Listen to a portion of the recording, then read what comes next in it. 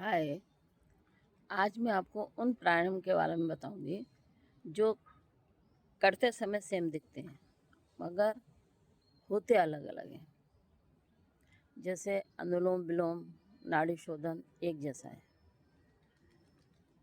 Bhastrika same लगेगा, लेकिन इन सब में फ़र्क है। जैसे अनुलोम विलोम हम करते हैं, ऐसी प्राणायाम मुद्रा बनाई, ठीक है, अंगूठे को रखा लेफ्ट से, राइट में अंगूठे को बंद किया, लेफ्ट से सांस को बाहर किया, सांस को अंदर किया, अनामिका से बंद किया, राइट से छोड़ा, लिया, बंद किया, छोड़ा, लिया, बंद किया, छोड़ा, लिया, बंद किया। इसमें जल्दी जल्दी प्रोसीजर चलता है, लेना, छोड़ना, लेना, छोड़ना, लेना, छोड़ना, लेना, छोड़ना, लेना। आपको राइट हैंड से ही शुरू करना है, अंगूठे से शुरू करना है। पहले लेफ़्ट की पूरी सांस को बाहर करना है, लेफ़्ट की पूरी सांस को भरना है और फिर राइट से निकालना है और लेना है। ये है आपका अनुलोम विलोम।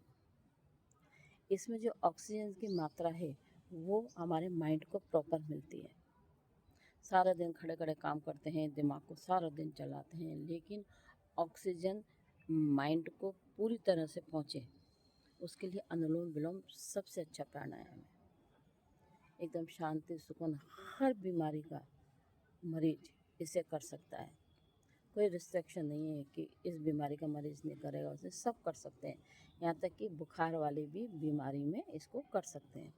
ये है अनुलोम विलोम, सबसे अच्छा प्राणायाम है, सबसे स्मूथ, सुकून देने वाला, ऑक्सीजन भरपूर, आपके टॉप टू बॉटम तक पहुँचाने वाला सबसे अच्छा प्राणायाम है।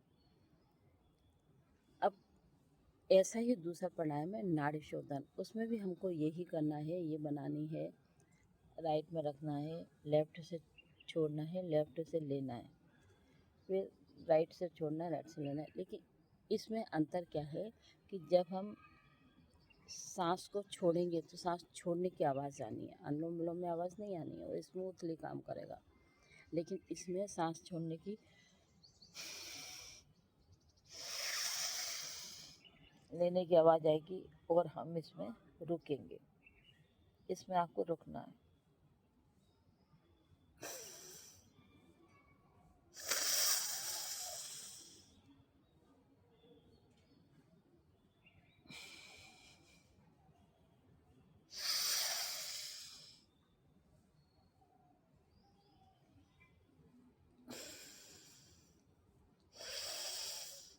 इसमें आपको रेशो बना लेना है।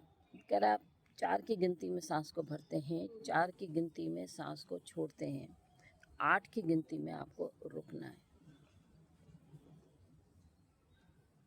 फिर छोड़ने की प्रक्रिया ज़्यादा होगी ताकि कार्बन डाइऑक्साइड ज़्यादा आपके बॉडी से बाहर आए। यानी कि 6 की गिनती में आपको सांस को बाहर निकालना है, 4 की गिनती में आपको सांस को भरना है, 8 की गिनती में रुकना है।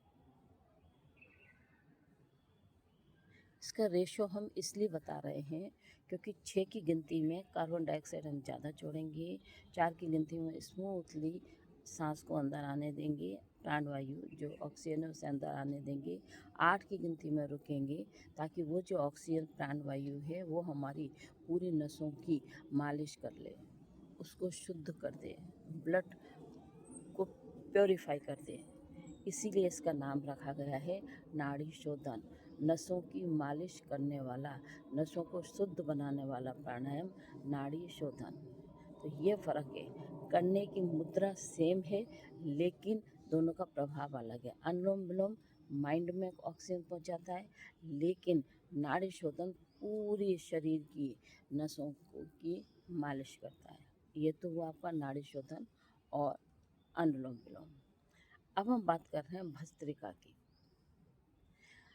उसमें भी आपको सांस लेनी है, सांस छोड़नी है। गहरे लंबे सांस, जब हम कहते हैं गहरे लंबे सांस लीजिए, तो उसमें भी आपको सांस को लेना है और छोड़ना है। गहरे लंबे सांस में आपको क्या करना है, गहरा सांस भरना है, पेट आपका बाहर आना चाहिए, रुकें, ऑक्सीजन को अपने शरीर के अंदर काम करने दें। धीरे धीरे करके सांस को बाहर करें, पेट को अंदर करते जाएं। ये है आपकी गहरे लंबे सांस।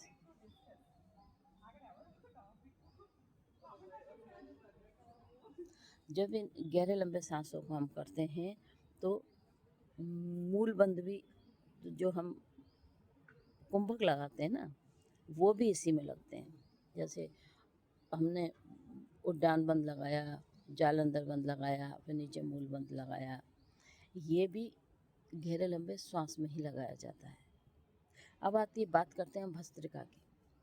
भस्त्रिका क्या है? दोनों नासिका से सांस को, इसकी 4 अवधियाँ हैं। दोनों नासिका से, ये ज़्यादातर सर्दियों में किया जाता है। इसमें है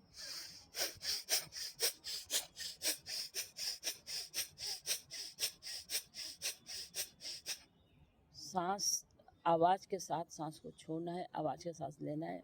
पेट की मूवमेंट जारी रहेगी, अंदर बाहर अंदर बाहर अंदर बाहर अंदर बाहर। पहली अवस्था। दूसरी अवस्था है अंगूठे से बंद करें लेफ्ट, क्योंकि ये एड़ा है, ये पिंगला है। अब पिंगला जो हमारी नाड़ी है, इसको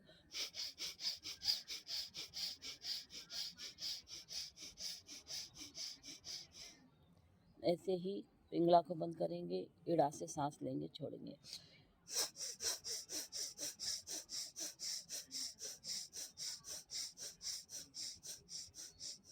इसमें एड़ा नाड़ी, जो हमारी सूर्य नाड़ी कहलाती है, ये है चंद्र नाड़ी। एक नाड़ी हमारी ठंडी है, एक गर्म है। तो दोनों से हम अलग अलग तरीके से करते हैं। वो हम सर्दियों में करते हैं, गर्मियों में पिंगला से किया जाता है, उसमें एड़ा से किया जाता है। बीच में हमारी जा रही है सुषुम्ना नाड़ी।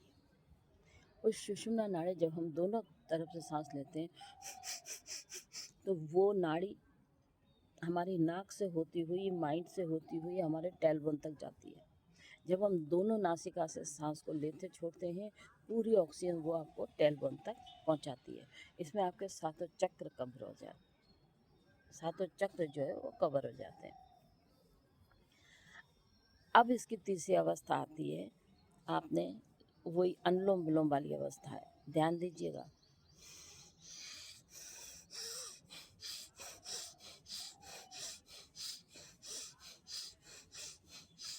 अब जल्दी जल्दी कर रहे हैं हम उसी अनुलोम विलोम को, जल्दी जल्दी आपको करनी है। अब आता है, इससे सांस लेंगे, अब आप इससे सांस लीजिए, इससे छोड़िए। एक से लेना है, दूसरे से छोड़ना है। एक से लेना है, पहले आप एक बार कीजिए, ऐसे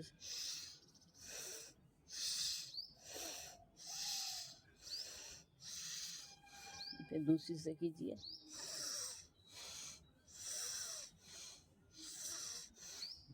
ये है, इसको बोलते हैं भस्त्रिका। इसकी 4 अवस्थाएं, मैंने आपको चारों अवस्था करके दिखाई हैं। चारों अवस्था के बेनिफिट भी अलग अलग हैं। आप पहले इन प्राणायामों को करने की प्रैक्टिस डालिए। जब आप इनको प्रैक्टिस करेंगे ना, तो आपके शरीर के अंदर का वायु पित्त जो अनबैलेंस्ड है, वो बैलेंस होने लगेगा। प्राणायाम आसन से ज़्यादा प्रभाव करते हैं, लेकिन सिर्फ इनको करने का तरीका आना चाहिए। आज इस वीडियो में मैंने आपको सिर्फ भस्त्रिका, नाड़ी शोधन, अनुलोम विलोम, इनके भेद का कैसे करना है उसके बारे में आपको बताया है। आप इसकी प्रैक्टिस कीजिएगा, मेरे चैनल को सब्सक्राइब कीजिएगा, लाइक कीजिए, कमेंट कीजिए, शेयर कीजिए, ताकि मेरी वीडियो आप तक हर बार पहुंचती रह जाए। छोटी छोटी सी बातें हैं, बताने को बहुत लोग हैं जो प्राणायाम बताते भी हैं, करते भी हैं, लेकिन इतनी डीपली शायद ही किसी के पास टाइम हो। तो मुझे फॉलो करते रहिएगा। आपको आगे और भी प्राणायाम के बारे में मैं जानकारी दूंगी। कुछ प्राणायाम है जो बदलते मौसम के अनुसार किए जाते हैं, कुछ सर्दियों में नहीं करने चाहिए, कुछ गर्मियों में नहीं करने चाहिए।